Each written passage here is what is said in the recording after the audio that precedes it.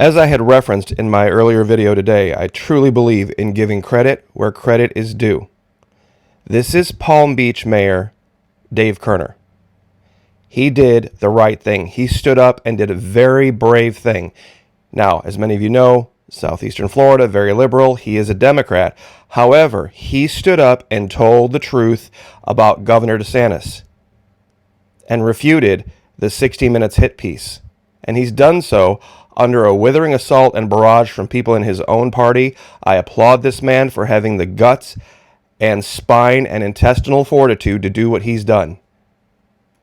Now, let's go over the details. In a few minutes here, we're going to listen to Governor DeSantis speak, and we're also going to listen to a couple other people. It's going to be about 9 or 10 minutes, but they put on a clinic on how you deal with the media, especially the governor at the end, so stay tuned. Real quick, though, let's go over the details. Democratic Florida mayor defends DeSantis. 60 Minutes should be ashamed. Publix called the notion that it received special access absolutely false and offensive. The governor is going to go into more detail about why that is with Publix, but let's cover this real fast. Palm Beach County Mayor Dave Kerner, a Democrat, accused 60 Minutes of intentionally false reporting for suggesting Florida Governor Ron DeSantis gave grocery store chain Publix preferable treatment to offer the coronavirus vaccine because of donations to his political action committee. Quote, this is Mayor Kerner speaking here. The reporting was not just based on bad information, it was intentionally false, Kerner said in a statement on Monday. This article has a link to that statement. I'll give you a link to this article. I know this because I offered to provide my insight. This is the mayor of Palm Beach County speaking here. I know this because I offered to provide my insight into Palm Beach County's vaccination efforts, and 60 Minutes declined. They know that the governor came to Palm Beach County and met with me and the county administrator, and we asked to expand the state's partnership with Publix to Palm Beach County. Quote, we have confronted this pandemic for over a year. Our residents, like all Americans, are tired, and the media is making it worse. They are hell-bent on dividing us for cheap views and clicks. 60 Minutes should be ashamed. Kerner continued, adding that the program left his side of the story out because it kneecaps their narrative. This is a Democrat governor, a Democrat mayor of one of the most liberal areas of Florida calling out the mainstream media. Continuing, quote, this is the mayor of Palm Beach County, Democrat. Because of his efforts, working in coordination with Palm Beach County officials, over 275,000 seniors in our county, which is over 75% of the total senior population, have been vaccinated. I am proud of how our county and state leadership have executed on this important mission, and the results speak for themselves. Publix, the corporation, called the notion that it received special access absolutely false and offensive. Here's their statement. The irresponsible suggestion that there was a connection between campaign contributions made to Governor DeSantis and our willingness to join other pharmacies in support of the state's vaccine distribution efforts is absolutely false and offensive.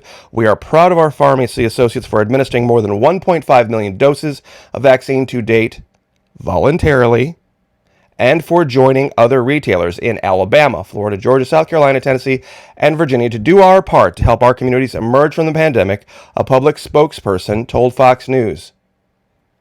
Now, let's get right to the reason you're here.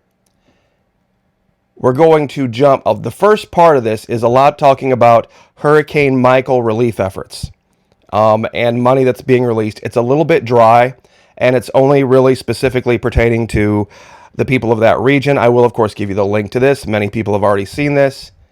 But we're going to jump to the 9-minute and 30-second mark, and it's a 20-minute and 20-second video. So we got about another 10 minutes to go here.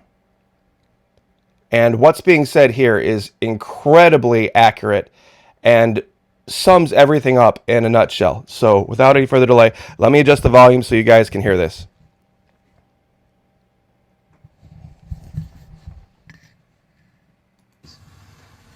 You know, Governor, as we all remember where we were on October 10th, 2018, and the landscape looks very different. And as the landscape fell, so did our infrastructure. And resources, much needed resources like these, will help us rebuild our infrastructure faster, especially as our community is continuing to grow. With great news coming out of Tyndall Air Force Base last week, with 3 new squadrons of F-35s, we are ripe for success in the Panhandle. And just like Tyndall is rebuilding the base of the future, Northwest Florida, Bay County is rebuilding the community of the future, and I appreciate your support in allowing us to be able to do that. So thank you very much for your support, and look forward to you continuing to come and bringing good news. Thank you. All right.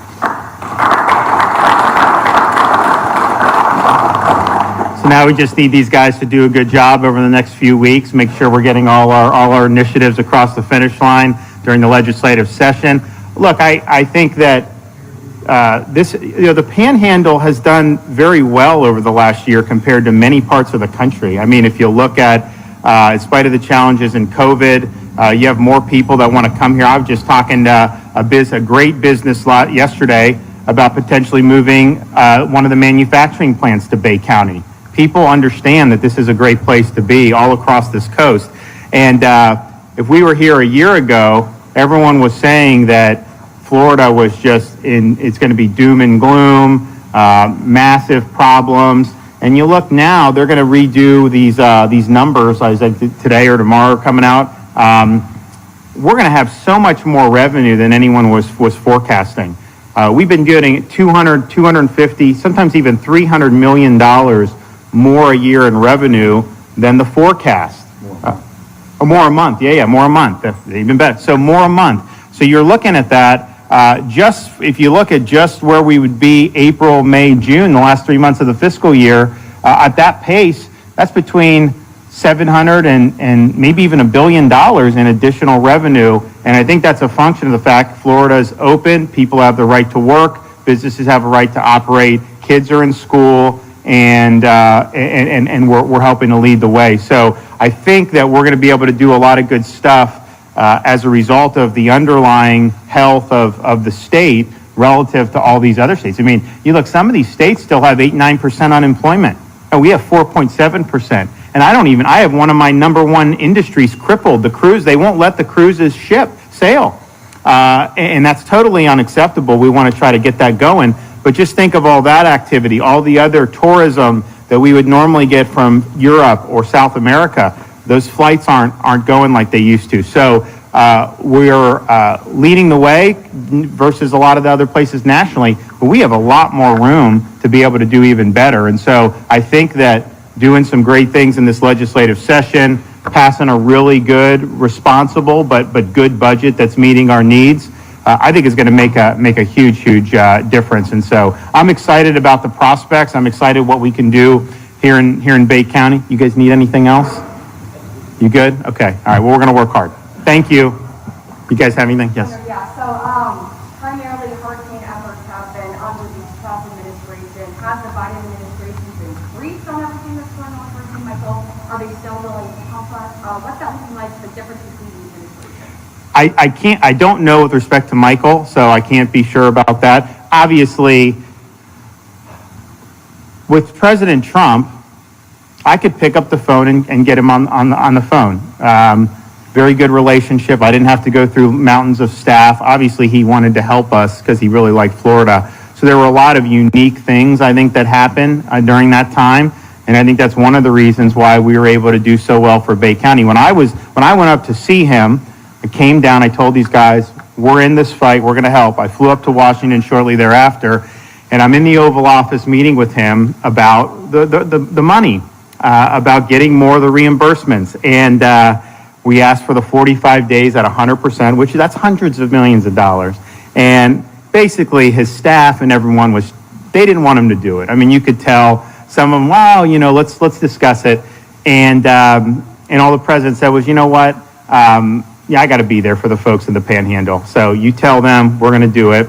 His staff, tried to reel it back in, but he did. So that was, I think, unique, just having someone that was willing to barrel ahead based on what they thought was right, rather than get paralyzed by the staff. So it's a different dynamic, no question. But look, we're going to continue to fight. We're going to continue to plow forward. We'll do whatever we can to get the most for this area. Yes, ma'am. At the local level, there's still a level of concern with responsible. Do you feel that they acted too slow at times to get people the help they need? So I think there's a lot of great people that have helped us with FEMA. I do think there's still some processes look, it's a big bureaucracy, and to be fair to them, they have a lot of, the disasters continue to mount. We had a lot of disasters since Michael, 19 and 20, there were a lot of disasters too. But some of it is the bureaucracy, so we just try to, that's why when we came in, I told Jared Moskowitz, get the money out. So, he did the 50% up front. This was huge. That was hundreds of millions of dollars. We've ended up doing almost $1 billion. So at the state level, our view is if you're going to do this type of recovery, you're going to do this response, do it. You may make some mistakes along the way, but if you get paralyzed by bureaucracy, then you end up not doing it efficiently, so effectively. So that's been ours. That's what I told Dane. Dane oversees some of these long-term recovery. So like with Irma, it takes a long time to do some of this. I get it, but I said, Dane, get out what we can. So he's getting out. How much have you gotten out since you've been? About 330 million. 330 million. So from the state level, our view is the quicker you can do it, the better. Now, some of this stuff, we're going to be doing some of the long-term recovery here for years. Yeah. So that's just the nature of it. All right. Thanks, everybody. We'll see you soon. 60 minutes. What was cut out of that interview that you want?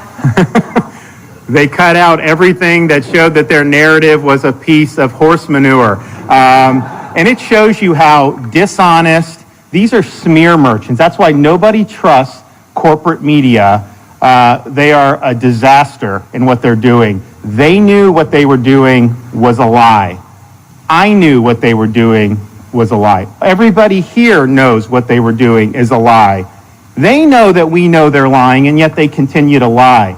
And they lied, and they lied, and they lied. We offered them the information, and they declined to interview the key people because they didn't want to let go of the narrative. Well, guess what? There's going to be consequences for that. I know corporate media thinks that they can just run over people. You ain't running over this governor. I'm punching back, and I'm going to continue to do it until these smear merchants are held accountable. The fact of the matter is, Florida has vaccinated 3.5 million senior citizens. We were the first state in the country to put seniors first. The results of our efforts are that seniors are much less likely to be hospitalized for COVID than they were 6 months ago. So our efforts have worked, and particularly in Palm Beach County, we've done over 275,000 seniors just in that one county. That's 75% of all the seniors there. It's been a team effort. We've worked in a lot of different ways, but you can't lie. And you should have not run it. They were warned, and yet they plowed ahead anyways. And so we're going to be doing even more to expose more lies, because there's lies built upon lies on all this. For example, they're attacking Publix. It's New York corporate media. When you come to Florida and attack Publix, people maybe they like their dogs better than Publix, but not much. It's one of the most popular brands in the state. It would have been malpractice to cut Publix out of assisting, and I know we were able to expand retail sites in Bay. People were very happy, but what they're saying is a total crock that somehow only Publix was getting it. It is nonsense, and we told them it was that, and they cut it out. They spliced it because they can't handle the truth, and they know if they would have put out everything, they wouldn't have had a story. And so they went for the smear. They've been caught red-handed. Now, see, all these corporate media people, they all scratch each other's back. So, a lot of them just are pretending it didn't happen. They're not going to really police their own, but we're going to have a lot of people that are going to police their own. But the message is for people out there, unless you're a partisan leftist, do not trust corporate media. You can't trust them. They're not trustworthy. They will lie. They will smear. And then they just move on to the next target and think that they're going to be able to get away with it. You ain't getting away with it here, okay? You come down to our state and you try to smear people, we're going to bite back and we're going to hold you accountable. So this is not over by any stretch of the imagination.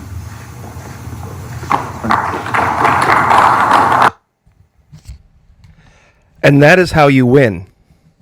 That is how we win. No names were called. Nobody got upset. The facts were released. But make no mistake, this ain't gonna fly in Florida. Some people think I might be overstating the case with Florida in the future. I think I'm understating it, to be very truthful. We may still be one of 50 states, but as you can very clearly see, not all states are created equal. So I will leave it there.